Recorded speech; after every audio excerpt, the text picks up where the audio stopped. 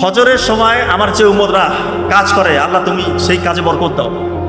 রাসূলুল্লাহ সাল্লাল্লাহু আলাইহি ওয়াসাল্লাম দোয়া কি কখনো বিফলে যাওয়ার চান্স আছে? আপনি আজকে থেকে ফজর উঠে পড়া শুরু করেন, আপনার জীবন বলতে যান। আমি চ্যালেঞ্জ দিয়ে যাচ্ছি, আপনি ফজরে পড়েন, এরপরে যদি সফল না হন আমাকে এসে বললেন যে আপনি তো বলেছিলেন, কাজ তো হইল না। নিশ্চিত কাজ হবে। আপনি যে স্টেজে আছেন তার থেকে ইনশাআল্লাহ অনেক উপরে চলে যাবেন আপনি।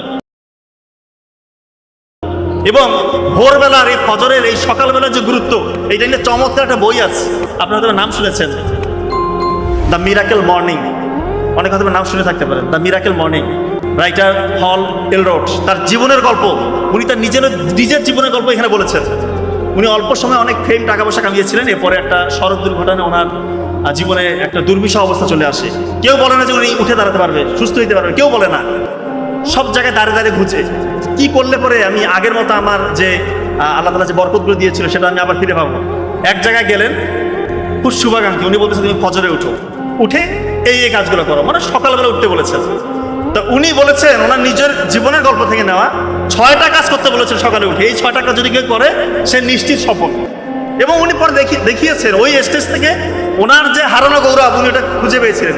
ওই 6টা কাজ কি? উনি 6টা কাজকে সংক্ষেপে বলেছিলেন সেভার্স ল, SAVERS, সেভার্স। এসতে হচ্ছে সকালে উঠে বলতেছেন, এসতে সাইলেন্স, নীরব থাকতে হবে, একটু ধ্যান করতে হবে। তা আমরা যেহেতু আমরা মুসলিম, আমরা ধ্যানটা কিভাবে করবো? রাসূলুল্লাহ সাল্লাল্লাহু আলাইহি ওয়াসাল্লাম আমাদেরকে শিখিয়ে দিয়েছেন। ফজরের নামাজের পর আপনি একটু বসে 33 বার সুবহানাল্লাহ, 33 বার আলহামদুলিল্লাহ, 34 বার আল্লাহু আকবার পড়েন। আপনার জীবনের যত গুনাহ, এটা যদি সমুদ্রের ফেনার মতো হয়, এটা ধুয়ে মুছে যাবে। এবং এখন তো আমরা অনেকেই হজ করতে যেতে চাই, খুবই ভালো, যাদের সামর্থ্য আছে অবশ্যই করবো। কিন্তু একটা সুযোগ কিন্তু রাসূলুল্লাহ সাল্লাল্লাহু আলাইহি ওয়াসাল্লাম বলে গিয়েছেন, ফজরের পরে কিছুক্ষণ তুমি বসে থাকো, আল্লাহ জিকির করো। এবার সূর্য যখন উদয় হয় তারপরে তুমি 2 রাকাত ইশরাকের নামাজ পড়ো। ইশরাকের নামাজ যদি কেউ পড়ে সে একদম কবুল হজ এবং কবুল ওমরা হজের সওয়াব পাবে। আমরা এই সুযোগটাকে হাতছাড়া করবো না। যে লেভেলে স্টুডেন্ট আছেন ফজরটাকে কাজে লাগা। তার মানে সাইলেন্স খুবই ইম্পর্টেন্ট। 2 number affirmative. উনি বলেছে অ্যাফার্মেটিভ মানে ইতিবাচক চিন্তা করতে হবে, আমি পারবো, এই চিন্তাটা করতে হবে। আমাদের ব্রেইনের একটা সেন্টার আছে, ওই সেন্টারে RAS, রেটিকুলার অ্যাক্টিভিটি সিস্টেম চালু হয়ে যায় যখন আপনি কোনো কিছু নিয়ে পজিটিভ থিঙ্কিং করেন। ব্রেইন আপনাকে অর্গানাইজড হয়তো ওইভাবে পরিচালিত করে। আপনি যখন চিন্তা করবেন যে আমি এটা হব, ইনশাল্লাহ আপনি সেটাই হতে পারবেন। এটাই উনি বলেছে, অ্যাফার্মেটিভ, পজিটিভ চিন্তা করতে হবে, কখনো নেগেটিভকে জায়গা দিবেন না। নেগেটিভ থিঙ্কিং করবেন, আপনি কখনোই ভালো কিছু করতে পারবেন না।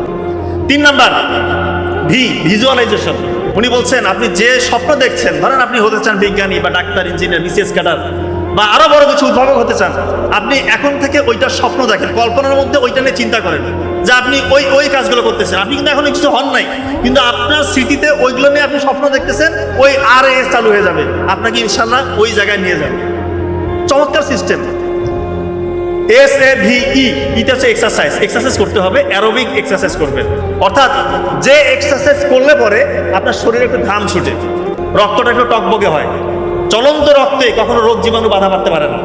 অনেকে আছে শুয়ে বসে দিন কাটে, এটা করবে না। ছেলে মেয়ে যে আছে সকালবেলা উঠে আধা ঘন্টা একটু এক্সারসাইজ করবেন, একটু ঘাম ছুটাবেন, দেখবেন যে আপনার ব্রেনটাও চাঙ্গা হবে, আপনি সুস্থ থাকতে পারবেন। আরটা হচ্ছে রিডিং, পড়তে হবে। সকালবেলা উঠে এগুলো করলাম কিন্তু পড়লাম না, তা হলো না, পড়তে হবে। এবং পড়ার সিস্টেম আমরা জানি যে 80 ভাগ নতুন পড়া পড়বো, 20 ভাগ পুরানো পড়া পড়বো। 80 ভাগ নতুন, 20 ভাগ পুরনো, মানে রিভিশন আপনাকে দিতে হবে, না হলে ওই পড়াটা লং টার্ম মেমোরি সেন্টারে রিজার্ভ হবে না। সর্বশেষ এসটা হচ্ছে স্ক্রাইবিং। স্ক্রাইবিং হচ্ছে লেখা। উনি বলেছে কেউ যদি পড়ার পাশাপাশি লিখে, ওর ওই পড়াটা দীর্ঘমেয়াদী স্মৃতি সেন্টারে রিজার্ভ হওয়ার প্রবণতা অনেক গুণ বেশি। এবং বিজ্ঞানী এটা প্রমাণ করছে, পড়ার সাথে সাথে লিখবেন, আপনার জীবন বদলে যাবে ইনশাআল্লাহ। নিয়মিত ইসলামিক মোটিভেশন ও বিখ্যাত আলেমদের ওয়াজের ভিডিও শুনতে আমাদের চ্যানেলটিকে সাবস্ক্রাইব করুন। এক্ষেত্রে আমি একটা সত্যি ঘটনা বলি। ক্লাস 9 পর্যন্ত কিন্তু আমি ব্যাক বেঞ্চার ছিলাম। ব্যাক বেঞ্চার নাবিল ভাই বলতেছে যে ভাই তুই একটা কাজ কর, তুই যে প্রশ্নটা পড়তেছিস সেটা শুধু লেখ, আর কিছু করতে হবে না তোকে। ক্লাস 9 আমি গ্রামের স্কুলে ব্যাক বেঞ্চার।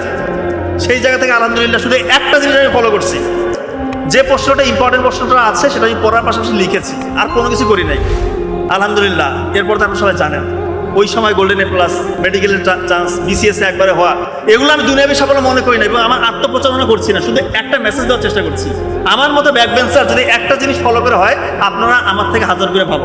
ইনশাআল্লাহ আপনার ফজরকে কাজে লাগান, এই 6টা কাজ করেন, দেখবেন যে ইনশাআল্লাহ জীবন বদলে যাবে। এর মধ্যে আমি একটা খাবারের কথা বলি, খেজুর। মরুভূমির তপ্ত রোদে বিরূপ পরিবেশে এই যে খেজুর গাছ দাঁড়িয়ে থাকে, সূর্যের প্রখর তাপ এবং পানি নাই, এই জন্য সে তার শিকড়গুলো গভীরে পৌঁছে দেয়, ওইখান থেকে খনিজ যে শক্তি সেটা নেয় এবং সূর্যের যে রাসায়নিক শক্তি সেটা সে নিজে শোষণ করে খেজুরের মধ্যে জমা রাখে। এই খেজুর যখন আপনি খাবেন, সরাসরি রাসায়নিক শক্তি এবং খনিজ শক্তি আপনার রক্তের সাথে মিশে যাবে। এটা একটা জীবন্ত উদাহরণ। যারা স্টুডেন্ট আছেন, আপনার খেজুর খাবেন, প্রতিদিন 2-3টা করে খেজুর খাবেন। এখানে গ্লুকোজ, ফ্রুক্টোজ, সুক্রোজ আছে, ইনস্ট্যান্ট আপনার ব্রেনকে এনার্জি দিবে। এর মধ্যে যে অ্যান্টিঅক্সিডেন্টগুলো রয়েছে, আপনার শরীরের মধ্যে যে কোনো রকম রোগ জীবাণু সহজে বাসা বাঁধতে পারবে না। আপনারা জানেন যে খেজুর খাওয়া একটা সুন্নত। রাসূলুল্লাহ সাল্লাল্লাহু আলাইহি ওয়াসাল্লাম বলেছেন, যে ঘরে খেজুর নাই আমি ধরে নিব ওই ঘরে ক্ষুধা রয়েছে। তার মানে খেজুর খুবই গুরুত্বপূর্ণ। এর মধ্যে যে অ্যামাইনো অ্যাসিড, এইটা আপনার শরীরকে ডেভেলপ করবে এবং ডাইজেশন ক্লিয়ার করবে। এর মধ্যে রয়েছে পটাশিয়াম, আপনার হার্টটাকে ভালো রাখবে। এবং অনেকে বলে যে স্যার আমার শরীর হয় না, একটু স্বাস্থ্য যদি ভালো হইতো, কি করতে পারি? প্রতিদিন 3-4টা করে খেজুর খান, একটা শশা দিয়ে, দেখবেন যে ইনশাল্লাহ আপনার শরীরটা অর্গানাইজড হইতে ডেভেলপ হবে।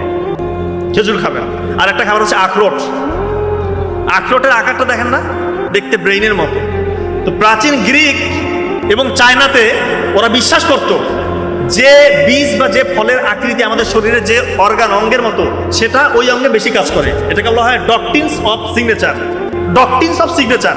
আখরোটের আকৃতি দেখবেন ব্রেইনের মতো, এটা ব্রেইনে কাজ করে। এখন বিজ্ঞানীরা দেখতেছে আখরোটের মধ্যে রয়েছে omega 3 fatty acid, alpha linoleic acid. এটা আমাদের যে crore crore trillion trillion nerve আছে, এই নার্ভের যে আবরণ মাইলিন শীট, এটাকে প্রোটেকশন দেয়।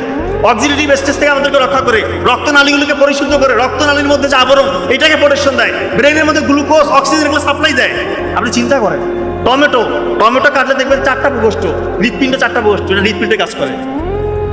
আপনি আঙ্গুর দেখবেন, এটা যদি যারা মাইক্রোস্কোপ দিয়ে রক্তনালী দেখতে পেরেছেন, এটা একদম ঠিক আঙ্গুরের শেপ। বিজ্ঞানীরা দেখতেছে আঙ্গুর খেলে রক্তনালী পরিশুদ্ধ হয়, রক্তনালী রক্ত সঞ্চালন বেড়ে যায়। তো এই খাবারগুলো খাবেন এবং সবসময় পবিত্র কোরআনে যে খাবারগুলোর কথা বলা আছে, এই খাবারগুলো বেশি বেশি খাওয়ার চেষ্টা করবেন। যেমন হতে পারে কলা, এই যে খেজুর, এই যে আঙ্গুর, এই যে বেদানা, এই খাবারগুলোর কথা বলা আছে, এগুলো খাবেন। শশা, এই খাবারগুলোর কথা পবিত্র কোরআনে আছে। তো খাবারের দিকটা গেল। এরপর উনি বলেছেন, তো আমরা কিন্তু আছি ইবনে কাইয়ুম আল জাওজিয়া রাহিমাহুল্লাহ, উনি যে 5টা কথা বলেছিল তার মধ্যে নাম্বার 1 কথা বলছি আমি, সময়। তারপর সময়টা কাজে লাগাবেন যদি আপনি সকালে উঠেন। নাম্বার 2 উনি বলেছেন ঘুমটা আপনাকে ঠিক মতো ঘুমাইতে হবে। ঘুম নিয়ে আমরা অনেক কথা বলেছি। এশার সালাতের পর যে যত দ্রুত ঘুমিয়ে যাবে তার জীবন ইনশাআল্লাহ সে তত উন্নতির দিকে চলে যাচ্ছে। কারণ এই সময় ব্রেইনের প্রিফ্রন্টাল কর্টেক্স এবং হিপ্পোক্যাম্পাস, এই 2টা জিনিস তত কার্যকরী ভূমিকা পালন করবে যদি আপনি আগে আগে ঘুমান। রাসূলুল্লাহ সাল্লাল্লাহু আলাইহি ওয়াসাল্লাম আমাদেরকে সেটাই বলেছেন যে এশার নামাজের পর দ্রুত তোমরা ঘুমিয়ে যাও। যে যত টাইম স্পেন্ড করবেন আপনাদের কোয়ালিটি স্লিপ হবে না। কোয়ালিটি স্লিপ না হলে কি হবে? অনেকে দেখেন না যে একটা সহজ জিনিস ডিসিশন নিতে পারে না, কি সিদ্ধান্ত নিবে, সিদ্ধান্ত নিতে ভুগে, এটা হবে না। আপনি সঠিক ডিসিশনটা নিতে পারবেন। কোনো সমস্যায় পড়লে সমাধান কি হবে অনেকে বের করতে পারে না। প্রবলেম সলভিং ক্যাপাসিটি এইটা আপনার তৈরি হবে যদি আপনি আগে আগে ঘুমান। এবং আগে যদি না ঘুমান, যারা রাত জাগে তাদের হরমোনাল ইমব্যালেন্স হয়।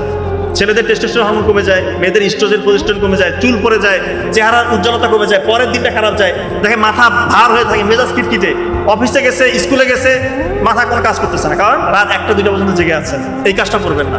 রাতে আগে ঘুমান, প্রিফ্রন্টাল কর্টেক্স এবং হিপ্পোক্যাম্পাস অ্যাক্টিভ হয়ে যাবে, আপনার স্মৃতিশক্তিও প্রখর হবে এবং আপনি অনেকগুলো উপকার পাবেন এখান থেকে। এবং অযাচিত যে জিনিসগুলো আপনি শিখেছেন, মানে অপ্রয়োজনীয় যত তথ্য আপনার ব্রেনের মধ্যে ঢুকেছে, আপনি যদি আগে আগে ঘুমান এগুলো ধুয়ে মুছে যায়। এবং যখন আপনি দেরি করবেন অযাচিত তথ্যগুলো থেকে যাবে, ভালো ভালো তথ্যগুলো মুছে যাবে। এটা কাজে লাগবে। ঘুমটা খুবই ইম্পর্টেন্ট। 3 নম্বর খাদ্য। উনি বলেছেন খাবারটা ঠিকমতো খেতে হবে এবং রাসূলুল্লাহ সাল্লাল্লাহু আলাইহি ওয়াসাল্লাম যেটা বলেছেন আমরা সেটাই করবো। 1 ভাগের 3 ভাগ, 3 ভাগের 1 ভাগ আমরা খাবো, 1 ভাগ পানি খাবো, 1 ভাগ ফাঁকা রাখবো। এবং যে 1 ভাগ খাবো ওই 1 ভাগের মধ্যে আবার 3 ভাগ করবেন। সেই 3 ভাগের 1 ভাগ আপনাকে জীবন্ত খাবার খেতে হবে। জবানকে ঠিক রাখতে হবে, মুখ দিয়ে খারাপ কথা বলা যাবে না, গীবত করা যাবে না, অন্যের হিংসা করবেন না। ছাত্রছাত্রী ভাই বোনদেরকে বলছি, আপনার পাশের একটা ছেলে বা মেয়ে ভালো করছে, আপনি খুশি হয়ে যান, তার জন্য দোয়া করেন, আলটিমেটলি আপনার আল্লাহ বাড়িয়ে দিবে। কারো হিংসা করে কেউ কখনো বড় হইতে পারে না। আর কটু কথা বলবেন না। আপনার একটা খারাপ কথা আপনার পরিবার, আপনার বংশে এটা আঘাত আনবে, বলবে যে খারাপ পরিবার থেকে এসেছে। কি দরকার? একটু রাগ যখন হবে সংযমের পরিচয় দেন, এটা একটা ইমানের অংশ। সর্বশেষ কথা উনি বলেছেন কৃতজ্ঞতা প্রকাশ করতে হবে। পবিত্র কোরআনের সূরা ইব্রাহিমের 14 নম্বর সূরা 7 নম্বর আয়াতে আল্লাহ বলছেন, যদি তোমরা কৃতজ্ঞ হও আমি তোমাদের বাড়িয়ে দিব। কৃতজ্ঞতা প্রকাশ করলে আপনার বাড়বে ভাই, সত্যি বলছি আপনার বাড়বে। আপনি বেশি বেশি আল্লাহর শুকরিয়া আদায় করেন। অনেক মানুষ দেখেন পঙ্গু হয়ে পড়ে আছে, প্যারালাইসিসে পড়ে আছে, চলতে পারতেছেন, আল্লাহ তাআলা আপনাকে কত সুস্থ রেখেছে। আল্লাহ নিয়ামতকে শুকরিয়া কেমন করেন, আল্লাহ তাআলা বহুগুণে বাড়িয়ে দেবে। এখন তো আমাদের শুধু নাই নাই নাই, আল্লাহ যা দিয়েছে সন্তুষ্ট থাকেন, জ্ঞান অর্জন করেন, আল্লাহ বাড়িয়ে